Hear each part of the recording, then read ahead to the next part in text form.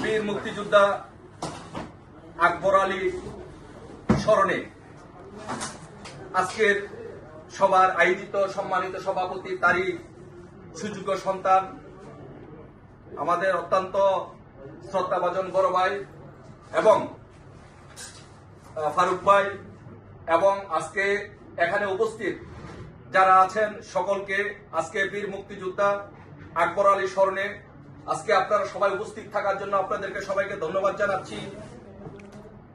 আপনারা জানেন যে বীর মুক্তিযোদ্ধা জনাব আকবর আলী আমাদের বৃহত্তর ডেমরা থানা আওয়ামী লীগের সভাপতি ছিলেন। তাই আজকের এই দিনে আমরা তাকে শ্রদ্ধার সাথে স্মরণ করছি এবং এই বীর মুক্তিযোদ্ধা জনাব আকবর আলী সম্পর্কে জানতে গিয়ে আমরা জানতে পেরেছি যে এই বীর মুক্তিযোদ্ধা আকবর আলী যখন 2001 সালের পর থেকে যখন ঢাকার রাজপথে আন্দোলন সংগ্রাম হয়েছিল, প্রত্যেকটি আন্দোলন সংগ্রামে এই আকবর আলী বলিষ্ঠ ভূমিকা রেখেছিলেন এবং মুক্তিযুদ্ধের সময় উনি জীবন দিয়ে মুক্তিযুদ্ধের সময় উনি একজন বীর মুক্তিযোদ্ধা হিসাবে প্রতিরোধ যুদ্ধ গড়ে তুলে আমাদের এই বাংলাদেশকে স্বাধীন করেছিলেন। তাই এই মুক্তিযোদ্ধার প্রতি আমাদের সশ্রদ্ধ সালাম এবং তাকে শ্রদ্ধার সাথে স্মরণ করতে চাই এবং এই বীর মুক্তিযোদ্ধা আকবর আলীর স্মরণে তার থেকে শিক্ষা নিয়ে এই মুক্তিযোদ্ধাদের কাছ থেকে শিক্ষা নিয়ে আমরা আজকে প্রতিজ্ঞা করতে চাই।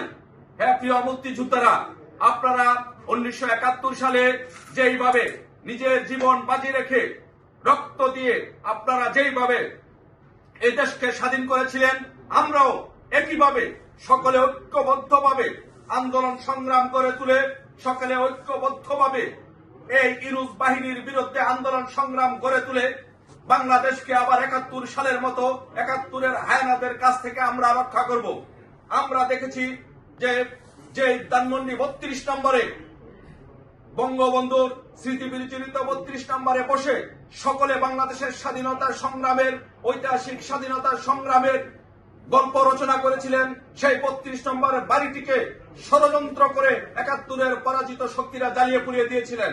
কারণ এই বঙ্গবন্ধু বেঁচে নেই, কিন্তু 32 নম্বরের বাড়িটি আছে।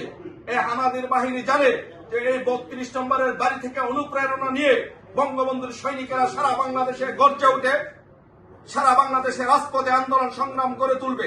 তাই তারা 32 নম্বরটিকে জ্বালিয়ে পুড়িয়ে দিয়ে তারা ভেবেছে যে বঙ্গবন্ধুর নাম নিশানা মুছে দিয়ে দিবে। কিন্তু আমরা বলতে চাই যে বাংলাদেশের প্রত্যেকটি মানুষের হৃদয়ে বঙ্গবন্ধু বসবাস করে। তাই বঙ্গবন্ধুর বাড়ি জ্বালিয়ে পুড়িয়ে বঙ্গবন্ধুর নাম শেষ করা দেওয়া যাবে না।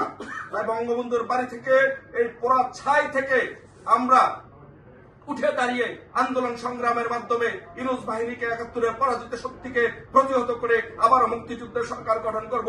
বঙ্গবন্ধু শেখ হাসিনার নেতৃত্বে আবারও সরকার গঠন করব। বঙ্গবন্ধু শেখ হাসিনার নেতৃত্বে আবারও এই দেশ উন্নয়নের রাস্তায় ফিরবে, সেই প্রত্যাশা ব্যক্ত করে এখানে শেষ করছে। জয় বাংলা, জয় বঙ্গবন্ধু।